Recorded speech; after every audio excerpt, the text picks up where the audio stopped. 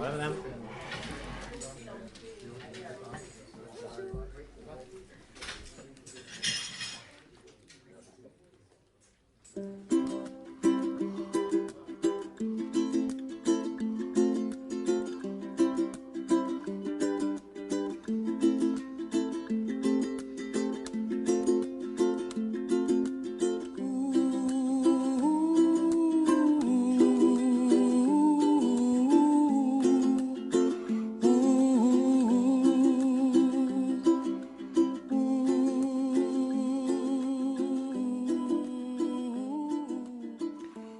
Bonjour et bienvenue au Café Spirituel sur Radio Libre en Périgord 102.3. Avons-nous un pouvoir sur notre réalité ? Vous avez sûrement remarqué que selon l'expérience que nous faisons de cette réalité, agréable ou désagréable, la réponse est différente. Quand tout va bien, j'aurais tendance à répondre oui, comme si ce qui m'arrivait était le résultat normal de mes pensées, de mes actes, de mon attitude. Mais quand tout va mal, que je souffre, je me sens impuissante face à ma réalité. Et c'est là que je vais interroger ce pouvoir. Qu'est-ce que j'ai fait pour en arriver là ? À qui la faute ? Comment changer les choses ? Peut-il en être autrement ?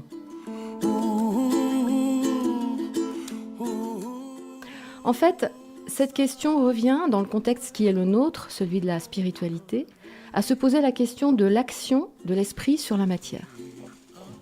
Les phénomènes comme les guérisons miraculeuses, le vaudou, la psychokinèse, la prière nous parlent de ce pouvoir. Des expériences scientifiques, notamment en physique quantique, en font la démonstration.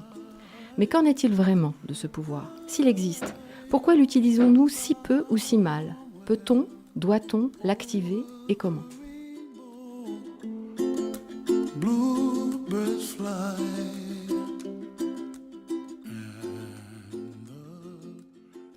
Pour répondre à ces questions, j'accueille aujourd'hui Jean-Charles. Bonjour Sylvie, bonjour à tous. Dominique. Bonjour tout le monde. Et notre invité, Alain Boudet. Bonjour. Tu es docteur en physique, devenu enseignant, écrivain, thérapeute, conférencier et, mon titre préféré, éveilleur de conscience. C'est ça. Et donc aujourd'hui, tu vas nous parler de ton expérience, de tes connaissances en matière de conscience, justement, et de ce pouvoir. Qui veut commencer à s'exprimer sur le sujet ? Dominique, tu nous avais fait une introduction. Voilà. Oui, mais c'était il y a longtemps. Donc Dominique, tu avais fait l'introduction de ce thème que nous avions retenu pour un café spirituel, et donc on t'écoute. Bon. Alors on était, peut-être qu'on était parti sur les définitions, donc esprit, matière. Donc matière, moi j'ai regardé bêtement. La matière, c'est ce qui désigne tout phénomène extérieur qui peut faire l'objet d'une observation sensible et d'une appréhension intellectuelle. Donc la raison, évidemment, opposée à l'esprit. Alors l'esprit, je n'ai pas du tout envie de le définir, parce qu'à chaque fois je dis c'est le souffle, évidemment, étymologiquement.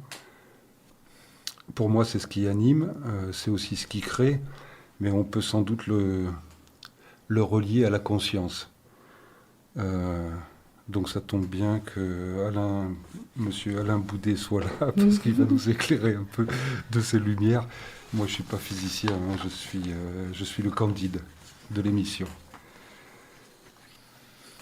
Alain, tu veux parler de cette définition ? Quelle définition de la conscience et de la matière tu pourrais nous proposer pour appuyer notre sujet ? Alors d'abord, je suis physicien, mais je peux dire surtout que je l'ai été. J'ai laissé ce métier à 15 ans, donc j'ai quelques souvenirs, mais ma conception de la physique a beaucoup évolué depuis. C'est-à-dire qu'il y a la physique universitaire, mais il y a aussi des chercheurs iconoclastes, dissidents, on peut dire, qui font aussi d'autres recherches en physique et qui ont une autre approche. Donc j'ai aussi étudié ça, j'ai étudié les deux. Et ma vision de la conscience, elle vient surtout de mon métier d'accompagnant en développement personnel et spirituel. Pour un physicien, il y a la matière matérielle et il y a les ondes, la matière et les ondes. Donc la matière, c'est quand il y a une masse, et les ondes, c'est quand il n'y a pas de masse, pour un physicien. Mais c'est une définition qui est pas la même que spirituellement. Spirituellement, on peut dire que les ondes, ça fait partie aussi du monde matériel, qu'on peut produire avec des appareils matériels, des antennes, etc. Et qu'il y a un autre monde au-delà qui n'est pas du tout appréhendé par la physique ni la science, sauf peut-être la neurologie un petit peu, qui est effectivement les plans subtils et la conscience. Pour moi, la conscience, c'est ma vision personnelle, je dirais. C'est pas du tout issu de recherche, de cours, etc. C'est mon évolution, mon expérience. Ta synthèse, peut-être? C'est le fondement de l'univers. C'est-à-dire que la conscience existe avant la matière. Est-ce qu'on peut... Et que la matière a été créée pour répondre à des impulsions de la conscience. Est-ce qu'on peut le rapprocher à ce que les civilisations anciennes appelaient l'éther? En fait, cet élément, ce cinquième élément qui ne serait pas justement... Là où j'en suis, la conscience est au-delà de l'éther. C'est-à-dire que l'éther, on peut encore le mesurer, on peut avoir des phénomènes physiques avec lui. C'est justement ça qui fait la différence entre la physique universitaire, y compris la physique quantique, et une autre physique qui est, à mon avis, plus avancée. Dans la physique universitaire, on vous dit l'espace est vide. Ça, c'est la physique quantique non relativiste. Et si on introduit la relativité, on dit la physique, l'espace est rempli de particules électromagnétiques qui vont et viennent, qui apparaissent, qui disparaissent, etc. Mais dans un espace qui est d'abord vide. L'éther, c'est quelque chose qui n'est pas électromagnétique. C'est quelque chose qui est plus une énergie qui remplit l'univers, donc qui est pris en compte par pas mal de scientifiques, mais qui ne sont pas dans le cadre universitaire ou officiel, je dirais. Je pourrais en citer quelques-uns plus tard, si vous voulez. Mais on sait qu'il est... le phénomène qui permet de voir que c'est au-delà, c'est que si vous donnez une information à un certain niveau, vous l'avez immédiatement ailleurs. C'est-à-dire que c'est un hologramme. Hein. La physique quantique classique, par exemple, elle dit s'il y a deux particules qui sont corrélées, elle va dire il y a un signal qui va vers le passé, qui revient vers le futur, etc. Mais la physique de l'éther, qu'on appelle le champ de la conscience universelle aussi, même si à mon avis c'est pas vraiment là que se situe la conscience, il dit non, c'est une énergie où les signaux, il n'y a pas de signal, c'est immédiatement, on sait partout, l'univers est informé immédiatement. Et il n'est pas de nature électromagnétique parce que justement l'électromagnétisme est régi par la vitesse limite de la lumière. Alors que là c'est instantané. Et ça s'appelle aussi champ de torsion, etc. Mais pour moi c'est encore un niveau mesurable puisque les champs de torsion ont fait l'objet de mesures, de mise en évidence par un Russe qui s'appelle Kozyrev qui a fait ça pendant des années en Russie. Et la conscience, pour moi, c'est à un niveau supérieur, mais peut-être qu'elle utilise ces champs de torsion pour pouvoir se manifester dans la matière. Ça pourrait être aussi la matrice divine dont parle Greg Braden? C'est ça, oui, c'est dans le même esprit, oui.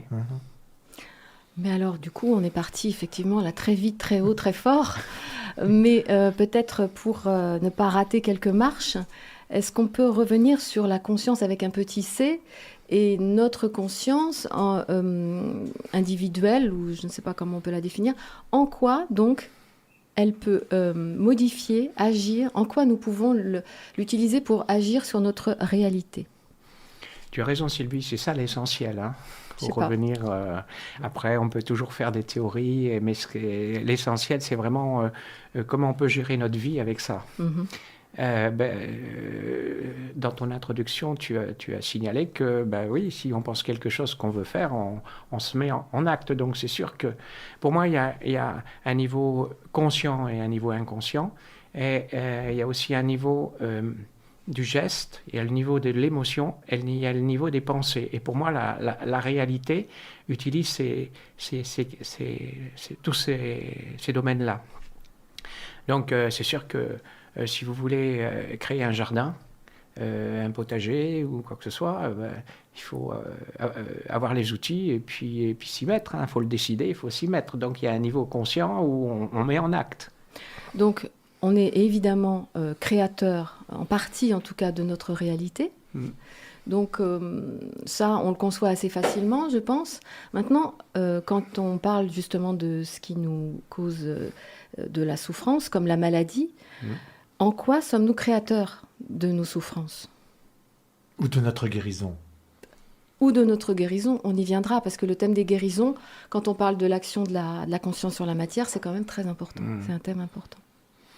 Alors, est-ce que tu me permets de parler d'une chose plus matérielle d'abord que le côté guérison, qui est par exemple, quelqu'un veut ouvrir un commerce. Et il ouvre un commerce, donc il fait les démarches concrètes. Ça revient à ce qu'on vient de dire tout à l'heure. Il fait les démarches consciemment.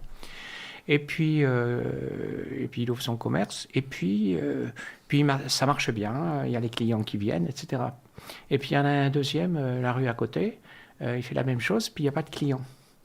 Alors on peut se demander pourquoi l'un a su créer sa réalité et l'autre non. Donc, bien sûr, il peut y avoir différentes causes, des circonstances, mais je ne parle pas de ça, une rue qui est plus passante que l'autre, ou je ne sais quoi. Je ne parle pas de ces circonstances matérielles. Je parle que, en fait, c'est dans l'esprit, donc dans l'émotionnel de la personne, que son émotion va attirer certaines circonstances dans sa vie et l'autre va attirer d'autres circonstances. Par exemple, le premier, c'est juste un exemple, il peut y avoir des tas de cas. Donc, le premier est dans la confiance, dans la joie, dans le lâcher-prise. Et le deuxième, ça ne marche pas parce qu'il y a à l'intérieur un saboteur, c'est-à-dire, par exemple, un émotionnel où je ne suis pas capable, je rate toujours ce que je fais, etc. Donc ça, c'est le côté émotionnel qui est lié à la pensée, bien sûr, mais la pensée, c'est, par exemple, je pense que je suis nul, mais c'est toujours associé à une émotion. C'est comme si c'est l'émotion qui attire la situation. Donc effectivement, la réalité dépend beaucoup de l'émotionnel qui est associé à nos décisions et à nos pensées. Et cette dépendance, elle est d'ordre physique finalement, c'est-à-dire que c'est une résonance, c'est ça ? C'est-à-dire qu'une émotion va résonner avec l'énergie du manque, l'énergie de la peur, et c'est comme ça que ça marche ? C'est ça. L'un aura mis du cœur à l'ouvrage. On pourra dire, si ces émotions sont favorables, il a mis du cœur à l'ouvrage. Oui, là. Cette expression, elle est pleine de sens dans cette situation. L'autre aura eu la volonté, mais sans avoir le cœur. Voilà, dans le cas d'une volonté. Mais il y a des cas où c'est pas qu'une question de volonté. Par exemple, je suis en couple. En général, ma pensée, c'est pour créer un couple heureux. Et malgré ça, mon couple n'est pas heureux. Donc, ce n'est pas une question de volonté. Il y a quelque chose qui vient saboter. Et c'est nos émotions. C'est je ne me sens pas suffisamment pris en compte. J'ai peur de ceci, j'ai peur de cela. Je ne mérite pas. Je ne mérite pas. Oui. Toutes je ne mérite pas. Ces croyances limitantes qui nous poursuivent depuis notre enfance, en fait. Voilà, oui. C'est ça. Et ça revient un petit peu aussi aux travaux de Greg Braden qui dit qu'on a 40 000 sensory neurons dans le cœur qui sont des neurones en fait du cœur et qui vont affluer et envoyer des messages ensuite. C'est ça, c'est le champ magnétique. Enfin, il parle du champ magnétique du cœur. C'est un des niveaux possibles. Je pense qu'il y a d'autres niveaux par lesquels la pensée et l'émotion, c'est-à-dire au-delà du cœur, des niveaux plus subtils encore. Là, ce qu'ils ont mesuré, c'est le magnétisme on peut mesurer physiquement. Mais je pense qu'au-delà, il y a aussi un niveau là où la pensée et l'émotion sont inscrits. Ça me fait penser à autre chose, ça va peut-être être loin du sujet, mais pourquoi il y a des catastrophes naturelles ? Actuellement, beaucoup. En fait, c'est parce que nos émotions de combat, de ressentiment, de conflit sont inscrits, je dirais, au cœur des atomes et qu'il y a besoin à certains moments de nettoyage. Donc, en particulier, c'est pas la physique qui le dit, ça c'est de l'exploration plutôt clairvoyante. Nous créons des égrégores. Exactement. Et tu veux dire que la Terre se nettoie en manifestant ces catastrophes? Oui. Avec l'eau et le feu. Les tremblements de terre, c'est moins évident, mais les tremblements de terre, des fois, ça permet de découvrir des choses qui étaient cachées. Mais pour le feu et l'eau, c'est évident. Et le vent aussi, d'ailleurs. Voilà. D'ailleurs, comme nous-mêmes, nous somatisons pour exprimer un malaise. C'est vrai, c'est une somatisation de la planète, de la Terre. Voilà. De laquelle nous ne sommes pas indépendants. C'est ça. Donc, ça me fait réfléchir au fur et à mesure. Donc, on était avec la Terre. Donc, c'est effectivement nous qui créons cette réalité des catastrophes naturelles. Mais pas nous directement, individuellement, mais l'humanité dans son ensemble accumulée sur des centaines d'années ou des milliers d'années. Qui fait que c'est une réaction. Qui crée un champ d'énergie, un champ qui va influencer. Qui crée. Alors là, c'est Dominique qui disait, je trouve c'est bien son image, c'est exactement comme pour le corps. Donc là, on revient finalement à la guérison et au problème de maladie. C'est la même chose pour la Terre. C'est-à-dire que je crée ma pollution, je crée mon intoxication, je crée mon déséquilibre par mon mode de vie, etc. Mais par contre, les catastrophes, c'est-à-dire la maladie aiguë, la fièvre, etc., c'est le corps qui réagit pour s'adapter. Alors justement, dans ton livre « Pourquoi vivons-nous ?» tu donnes des recettes un petit peu pour agir sur notre réalité d'une manière positive, d'une manière qui nous amène plus de bonheur, de joie, de légèreté. Si tu veux bien, on va en parler tout de suite après cette première pause musicale.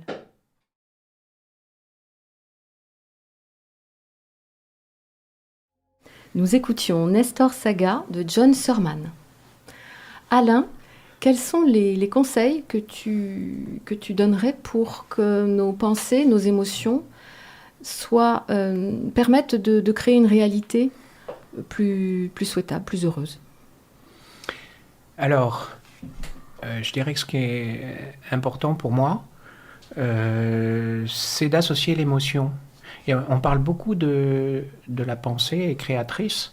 Et ce que j'ai dit tout à l'heure, c'est que ça ne suffit pas, il faut associer l'émotion. C'est-à-dire que si je pense à quelque chose que je veux réaliser et que je me dis, tiens, c'est pas sûr que ça marche, je suis dans le doute, eh bien, on ne se donne pas les meilleures conditions pour que ça se réalise. Donc l'idée, c'est de se centrer sur la joie que ça va nous donner, ou l'avantage que ça va nous donner en termes d'émotion, c'est-à-dire de paix, de joie, de bien-être, d'expansion, etc. Donc il faut s'y croire en fait. Il faut s'y voir, il faut s'y croire, c'est-à-dire se mettre dans l'état du résultat. C'est ça. on se pose, pour moi, on se pose même pas la question croire, parce que croire, c'est encore la pensée. C'est c'est-à-dire, je me projette dans la réalisation effectuée. Et comment je suis, c'est l'imagination. C'est, tu vois, donc, la différence avec la croyance, c'est j'imagine ça fait et comment je me sens avec ça réalisé. Effectivement. Et voilà. Je me souviens d'une étude d'un chercheur guérisseur, enfin un médecin d'ailleurs, médecin guérisseur, qui s'appelle Leonard Lasko, qui avait étudié les différentes formes de prière pour voir lesquelles étaient les plus efficaces. Et donc, en fait, il a essayé plein de formules avec des personnes qui se prêtaient à l'expérience, comme que Dieu intervienne, que mes cellules cancéreuses décroissent, etc. Il y avait plein de formules, enfin plusieurs formules. Et finalement, celle qui marchait le mieux, c'était celle qui demandait d'abord que l'ordre naturel soit rétabli, accompagné d'une visualisation du résultat. C'est quand même intéressant. Oui. Parce que, voilà, c'est ce que tu dis, c'est-à-dire qu'il faut vraiment être dans le résultat, l'actualiser, enfin, je ne sais pas comment on peut formuler ça, mais aussi demander que l'ordre naturel soit rétabli en même temps. C'est aussi ce que dit alors Greg Braden quand il dit « créer le sentiment dans notre cœur comme si c'était déjà réalisé ». Voilà. Et ça crée des ondes qui répondent à une prière, mais pas une prière comme on a l'habitude de les concevoir, où on va demander quelque chose à quelqu'un d'extérieur, mais plutôt, effectivement, créer le sentiment dans notre cœur, et, comme tu le dis, imaginer que c'est déjà réalisé. C'est ça, c'est tout à fait ça. C'est la visualisation, de toute façon. Et tu parles de prière, moi j'ai toujours ressenti la prière chez moi, j'ai jamais prié dans le sens de demander quelque chose. Pour moi, la prière, c'est quand je vois quelque chose de magnifique, ça me met la larme à l'œil. Pour moi, c'est une prière, mais la prière, c'est toujours un merci. Et donc, le merci, c'est quand la chose est accomplie, en fait. C'est la gratitude, c'est la pré-gratitude, quoi, en fait. C'est la gratitude pré-événementielle, peut-être, qui va être créatrice. La gratitude, oui. Ça, c'est vrai que c'est une donnée importante. La gratitude, mais là, dans ce cas-là, tu veux dire la gratitude de ce que tu as envie de réaliser, déjà accompli. Oui, oui. Tout à fait. Par l'imagination. Ouais.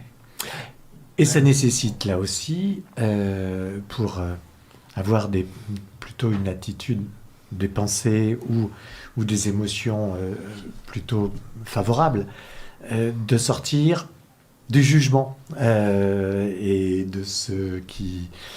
de la façon dont on va porter, enfin le jugement qu'on portera sur les personnes ou sur les choses, une tentation que nous avons bien souvent de juger.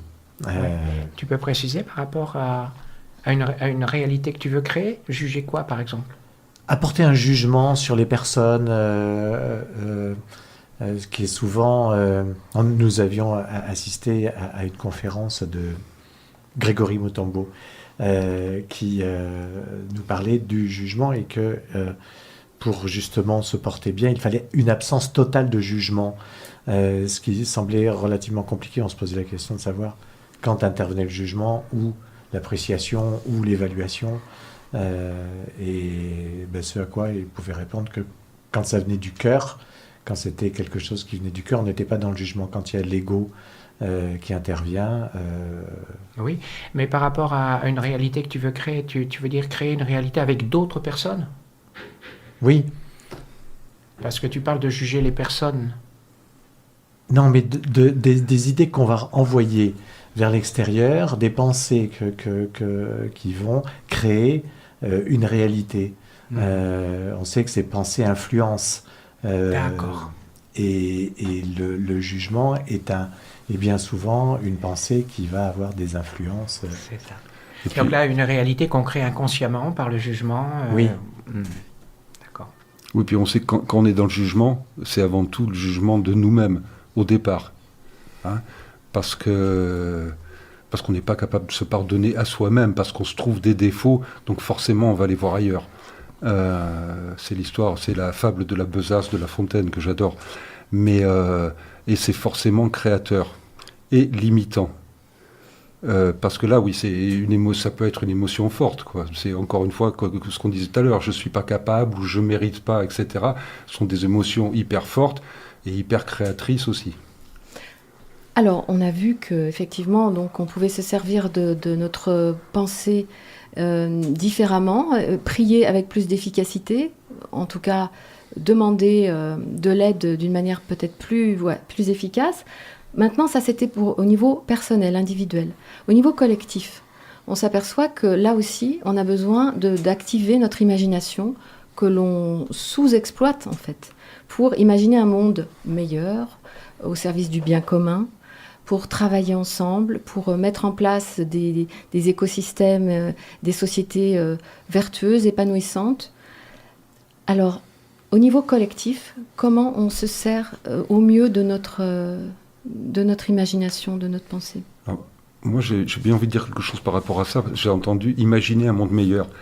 Alors, bon, moi, j'adore Imagination Amour, c'est l'IA, contre le petit IA, intelligence artificielle. C'est notre seule arme. Mais c'est pas, pour moi, c'est même pas imaginer un monde meilleur, c'est le voir meilleur. Et en revenir à quelque chose que j'adore, c'est on croit ce qu'on voit. C'est là où on est vraiment créateur, on voit ce qu'on croit. D'accord. On voit ce qu'on croit. On fait l'expérience de nos croyances. Voilà. Montaigne le disait, je me souviens plus de la phrase en entier, mais il disait l'univers contribue à notre créance. Ce qui veut dire la même chose, quoi. C'était au 16e quand même, on n'a pas inventé grand-chose, mais bon, il y a quelques millénaires que ça se dit, ce genre de choses.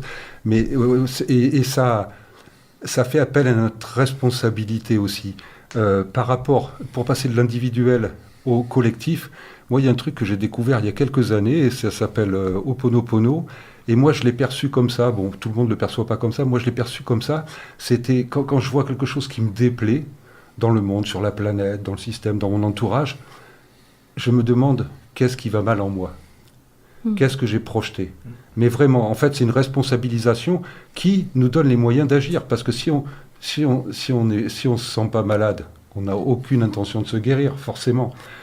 Et là, c'est prendre soi pour soi. C'est déjà... c'est ne pas être séparé. C'est avoir fait l'alliance. On parlait de Gaïa tout à l'heure, de la planète, etc.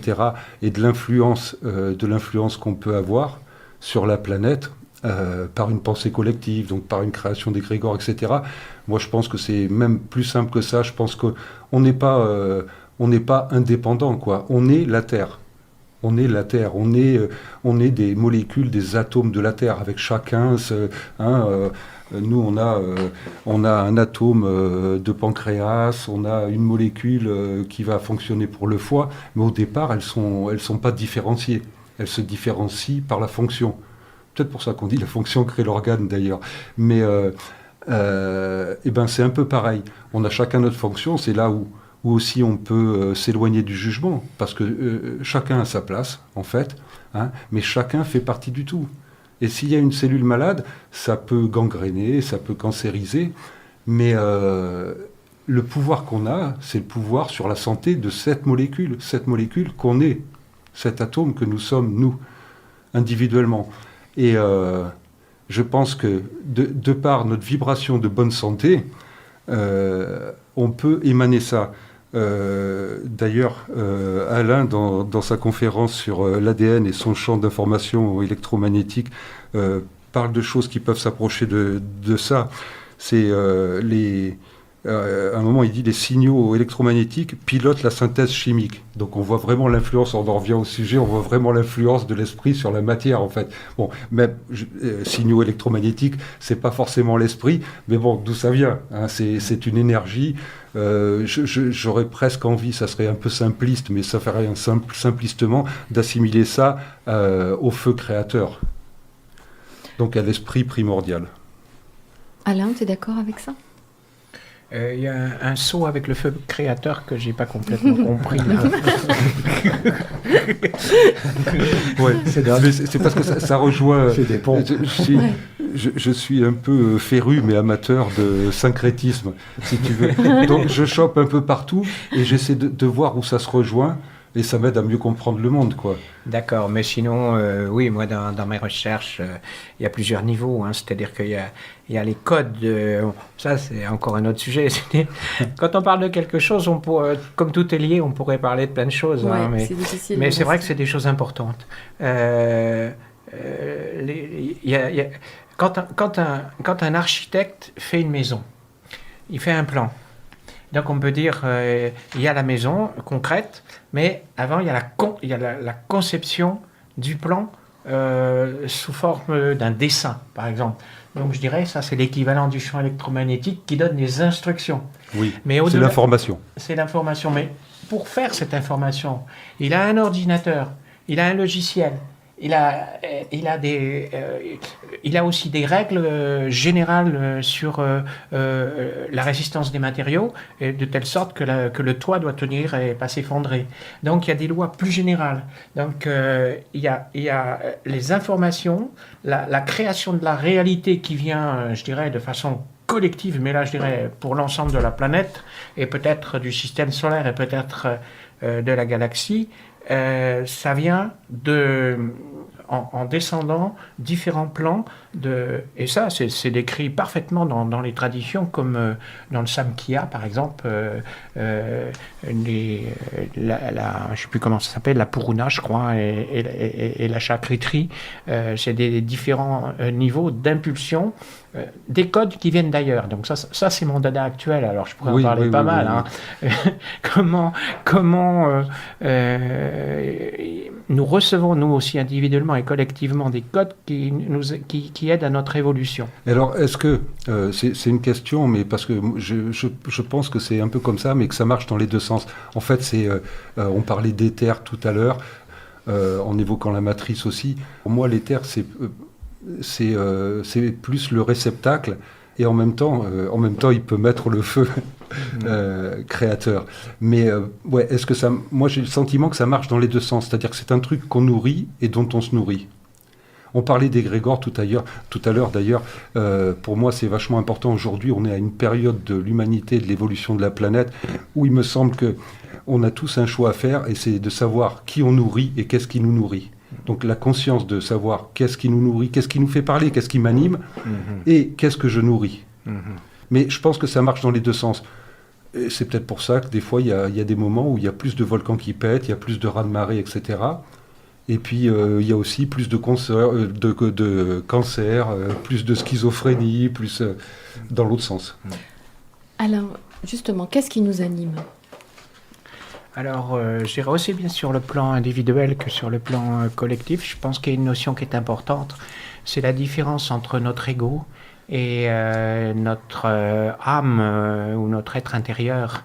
Et donc ça, on peut accepter cette notion ou pas, mais on peut dire qu'elle a été enseignée dans toutes les traditions, y compris même les religions. Moi, j'aime bien, par exemple, les accords toltèques, c'est-à-dire que si je fais quelque chose, j'ai le libre arbitre, je peux réfléchir, mais au fond, si je le fais, qu'est-ce qui m'anime ? Est-ce que c'est mon être intérieur véritable, qu'on peut appeler mon soi supérieur, qu'on peut appeler mon être divin intérieur, mon étincelle, etc., etc. Il y a des tas de façons de l'appeler. Et à ce moment-là, si je veux l'écouter, il faut que je me mette un petit peu en mode de silence de mon cerveau, et écouter par le ressenti de mon corps, le ressenti de mon âme, le ressenti de mes sentiments, et beaucoup l'émotion. Moi, je me suis beaucoup basé sur les sentiments et l'émotion. C'est par exemple écouter les insatisfactions, parce que des fois, quand on est insatisfait, ça peut être soit mon ego qui est insatisfait, soit mon âme. Et donc, c'est intéressant de faire la différence entre les deux. Comment tu fais la différence ? Comment je fais la différence ? Si je suis chanteur et que je donne un concert et que je vois le public qui est content, ça nourrit mon ego. Donc, ça veut dire, là, je ne peux pas faire la différence parce qu'en même temps, je nourris les gens. Donc, il y a aussi un apport spirituel, je dirais, spirituel, c'est-à-dire qui me reconnecte à mon être véritable, qui me donne de la joie par ma contribution grâce à mes qualités, je pourrais dire. La différence se fait s'il n'y a plus de public. Si le public n'est plus là et n'est pas content, eh bien, et que je trinque et que je déprime, là, c'est l'ego. Il y a une belle illustration, je trouve, de ça. C'est le grand musicien indien Chaurasia qui expliquait que quand il donnait un concert, si le public était heureux, applaudissait, mais que la déesse qu'il visualisait pendant qu'il jouait n'était pas, elle, souriante, il n'avait pas bien joué. Voilà. Et inversement, le public pouvait être plus tiède ou plus froid, et la déesse était satisfaite, il savait qu'il avait bien joué. Alors lui, il avait un super repère, hein. C'est pas évident d'avoir une déesse qui vous... En fait, c'est comme s'il visualisait sa conscience. Oui. C'est ça. Oui, ou la déesse elle-même, hein, parce que elle existe aussi, elle est là. Oui, et quand je chante elle est le reflet. tout seul dans ma voiture, quand je chante tout seul dans ma voiture, et ça me fait de la joie. Oui. Eh bien, là... c'est ton âme. C'est ton âme c'était la joie est quand même l'outil essentiel qui nous montre qu'on est en alignement avec son soi, son âme. La joie qui nourrit l'ego, c'est plus du plaisir que de la joie. J'aime bien dans ton livre aussi, puis dans tes conférences, tu reviens surtout sur les critères, enfin les indices quand on est en contact avec son âme, c'est la joie, la légèreté, la liberté. La liberté, c'est-à-dire en particulier, je ne dépends pas de l'autre, c'est pas l'autre qui me donne mon bonheur. C'est ça. C'est pas le public, c'est pas ma femme, c'est pas... Oui, c'est bien la différence entre les plaisirs et la joie. Et on avait fait un café spirituel. Toute une émission dessus. Toute une émission sur la joie qui est plus quelque chose d'intérieur qu'on va cultiver en soi. Et le plaisir qui est quelque chose qu'on ira chercher sur des plaisirs extérieurs. Oui, et qui est souvent la compensation de blessures. C'est-à-dire que si je me sens mal parce que je ne suis pas reconnu, je vais avoir du plaisir à avoir la réaction d'être ovationné par le public, mais c'est mon enfant blessé intérieur qui nourrit. C'est pas mon âme. Dom parle de croquettes pour son ego. Quand on lui fait plaisir, il dit tiens, voilà des croquettes pour mon ego. Belle image. Alors comme seconde pause musicale, je cherchais la musique des sphères, mais j'ai pas trouvé. Donc j'ai trouvé des anges. Et ces anges, c'est Isaac et Nora qui chantent 20 años.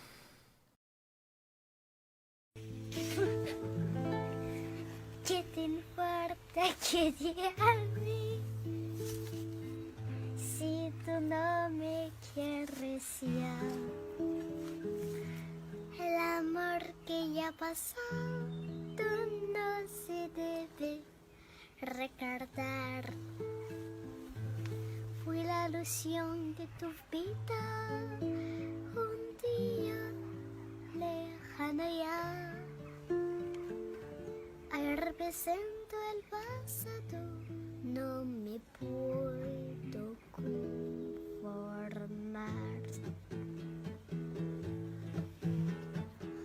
¿Qué te importa que te ame?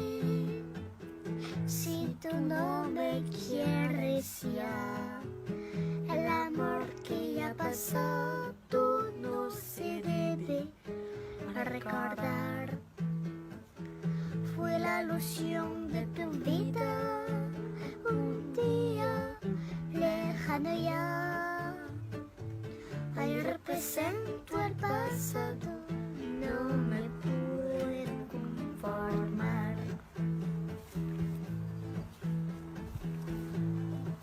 Si las cosas que uno quiere se pudieran alcanzar, tú me quisieras lo mismo que 20 años atrás.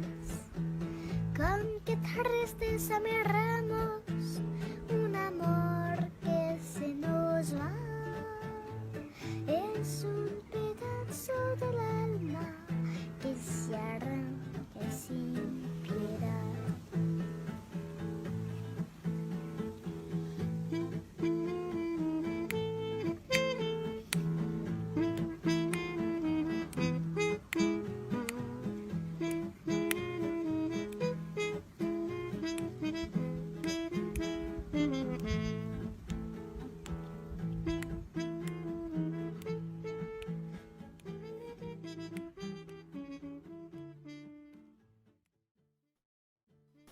Jean-Charles, tu voulais ajouter quelque chose? On retrouve dans la Bible, mais dans les textes originaux en araméen, qui n'ont pas été un peu dépouillés de ce qui voulait être dit initialement, demandez et vous recevrez. Et beaucoup de personnes demandent sans jamais recevoir, car demander ne se fait pas avec la tête. Alors, on dit demandez sans motif caché, soyez entouré de votre réponse, soyez enveloppé de ce que vous désirez afin que votre joie soit parfaite, ou demandez sans motif caché, c'est-à-dire demandez sans ego. Et c'est là où on peut faire la distinction entre une prière comme on la pratique, comme on l'a pratiquée dans les religions, et une demande, comme on l'évoquait tout à l'heure, qui soit dénuée d'ego et qui est davantage une projection de ce que l'on a envie, mais au fond du cœur. Je pense que c'est une demande qui soit juste pour tous. Oui, juste pour soi et plus. Pour tous. Et plus. Alain, tu voulais ajouter aussi quelque chose? On a parlé on a parlé d'imagination et de l'émotion associée, la joie par exemple, mais des fois ça marche pas.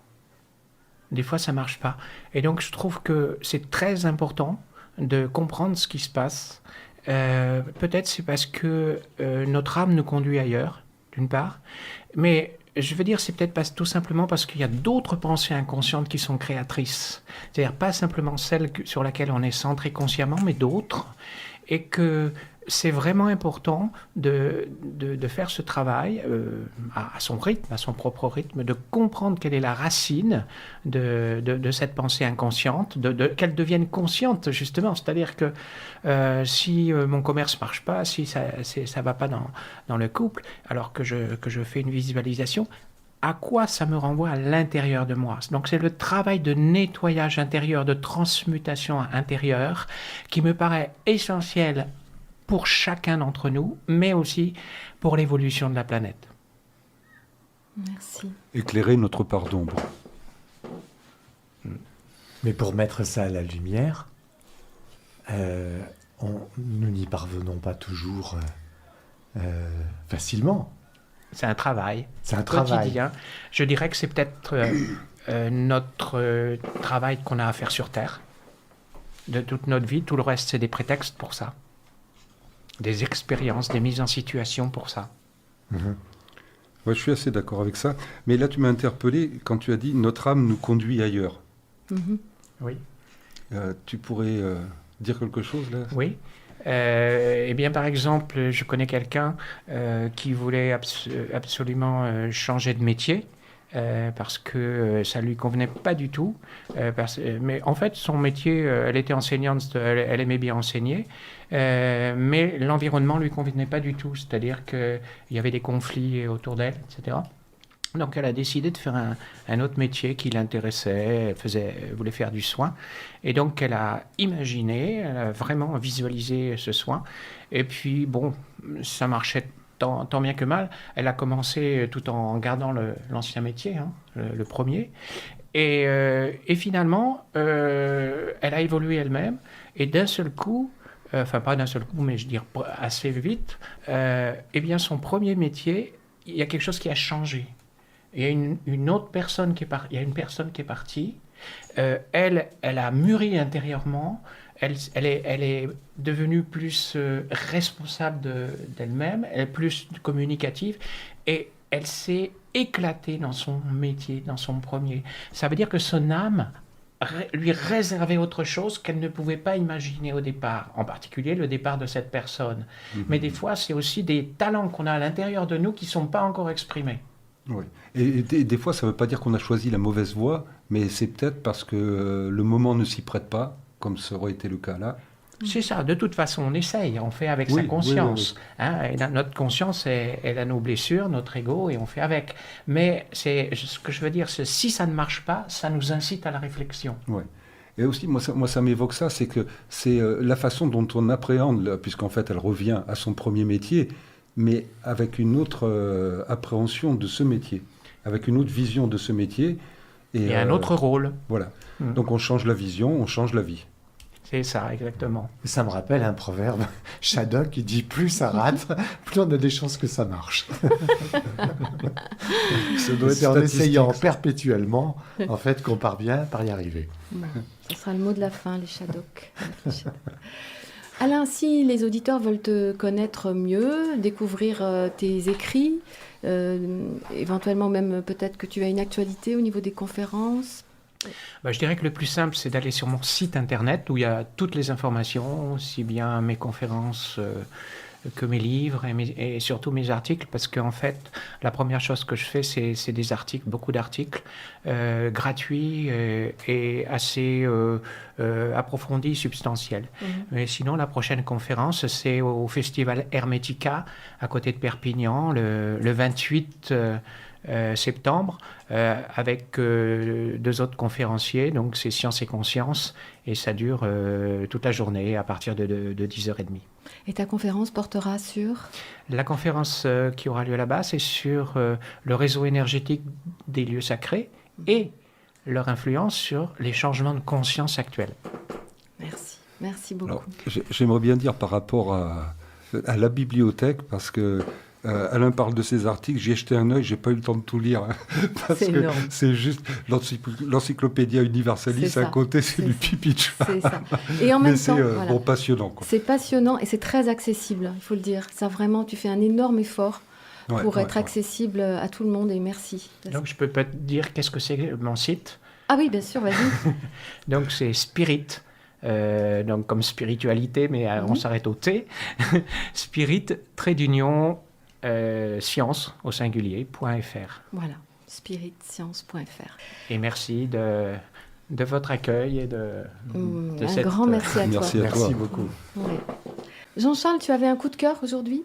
Alors, je voulais parler d'un entretien que j'ai pu voir ces jours derniers, mais qui est déjà en ligne depuis un petit moment, sur Thinkerview, cette chaîne qui invite, alors qui n'est pas un média mainstream, hein, justement, avec un petit collectif dont l'animateur est caché, qu'on ne voit pas. Et donc... Moi, je l'ai vu. Tu l'as vu, oui. Tu as de la chance. Alors, cet animateur recevait Jacques Blamont, qui est un astrophysicien de 92 ans et qui est fondateur du programme spatial français, et Pablo Servigne, qui est auteur conférencier, scientifique, agronome, éthologue, qui a étudié le comportement des animaux, et je crois notamment des fourmis, et qui est l'inventeur de la terminologie collapsologie. Alors, quand on parle de collapsologie, ça fait peur, on parle de l'effondrement. Enfin, la façon dont il en parle ne fait pas peur, justement, parce que c'est prévoir un peu l'après. Donc, il parle de boucles de rétroaction avec différents scénarios d'évolution du climat, de 1,5 à 2, de 2 à 5, et puis au-delà de ça, avec des premières boucles qui seraient capables d'entraîner les suivantes et d'aller jusqu'à un scénario d'une planète étuve. Enfin, quelque chose de pas très très chouette pour la planète, qui est appuyé par alors des affirmations comme celle de George Bush, qui disait le niveau des États-Unis, le niveau de vie des États-Unis n'est pas négociable, c'est-à-dire qu'on va dans une perpétuelle croissance. Et alors le propos comme ça était débattu, et l'intervenant dit mais alors qu'est-ce qui peut nous sortir de là? Et la spiritualité. Est-ce la spiritualité? C'était assez réjouissant parce que tous les deux s'accordaient à dire qu'il y avait effectivement cette voie-là. Alors Jacques Blamont parle, lui, du recours au pouvoir spirituel, en passant par les églises, et que ce pouvoir spirituel pouvait faire face à la doctrine du consumérisme afin que soient abandonnées des doctrines telles que celle de George Bush, et d'aller vers un changement de paradigme. Alors, et Pablo Servigne, qui serait plus proche de ce que nous évoquons ici, parlait justement apporter une nuance sur les pouvoirs spirituels qui pour lui ne sont pas forcément religieux ou institutionnels, avec une distinction que nous avions faite dans d'autres émissions entre religion et spiritualité, parce que toutes les religions même ne sont pas spirituelles. Certaines, comme le salafisme, proposent d'appliquer des règles, mais il n'y a pas beaucoup de spiritualité. Et vous voyez, plus la spiritualité comme quelque chose qui nous est donné au départ, avec l'horizon de l'accomplissement de soi. Et ça peut être... il y a probablement quelque chose de réel et d'enthousiasmant là-dedans, c'est que si on se rapproche de soi, on peut en effet sortir un peu de cette doctrine du consumérisme dans laquelle on est engagé. Et cet effondrement nous fait prendre conscience, cette théorie de l'effondrement nous fait prendre conscience que il faut qu'on sorte de ça et qu'il faut qu'on trouve une autre voie que celle qui nous est lancinée, qui est lancinante aujourd'hui sur tous les médias. Et merci beaucoup. Et c'est vrai que c'est enthousiasmant de penser que la spiritualité a un rôle à jouer dans ce contexte d'effondrement. Merci beaucoup, Jean-Charles. Alors moi, mon coup de cœur, c'est une balade cette fois-ci. C'est une balade. Que dis-je ? C'est une montagne. Que dis-je ? C'est un pic, puisqu'il s'agit du Bugarache. Le mont Bugarache, qui est le point culminant des Corbières, dans l'Aude, à 1230 mètres. C'est un mont, c'est un pic mythique qui focalise beaucoup de projections, de croyances les plus délirantes. En 2012, des gens se sont précipités au Bugarache parce que il était censé cacher un vaisseau qui était enfoui. Et ce vaisseau était censé sauver les humains de la fin du monde. Voilà, exactement. De l'humanité, de la fin de l'humanité. De la fin de l'humanité. Bon, voilà, il ne s'est rien passé, mais quand même, ça a été assez incroyable au niveau de l'ampleur du rassemblement qui s'est produit là-bas en 2012. Voilà, mais on raconte toutes sortes d'histoires autour de ce pic. Il abriterait l'Arche d'Alliance, le Graal, le Temple du Christ de Marie-Madeleine, le Trésor des Templiers. Il abriterait une base extraterrestre. On aurait vu entrer et sortir des ovnis. Ce serait la porte vers l'Agartha. Ce serait un vortex. Il a inspiré, c'est pas rien quand même, puisqu'il a inspiré Jules Verne. Il aurait inspiré Jules Verne dans son voyage au centre de la Terre et Spielberg dans son film Rencontre du troisième type. Voilà. Donc moi, je l'ai grimpé. Enfin, je sais pas si ça se dit. J'ai fait l'ascension du Bugarache. J'ai rencontré effectivement un être exceptionnel sur ce chemin que j'ai appelé Phébus et qui est un escargot doré absolument magnifique qui m'a enseigné des choses qui ne concernent que moi d'ailleurs. La patience.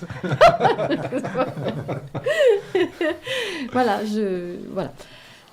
Et donc je recommande vraiment l'ascension de ce pic parce que c'est pas du tout anodin. Il se passe vraiment des choses. Moi, j'ai vécu des états un peu particuliers que j'attribuais à l'altitude, ce qui est parfaitement ridicule, puisqu'à 1230 mètres, on ne souffre pas de l'altitude.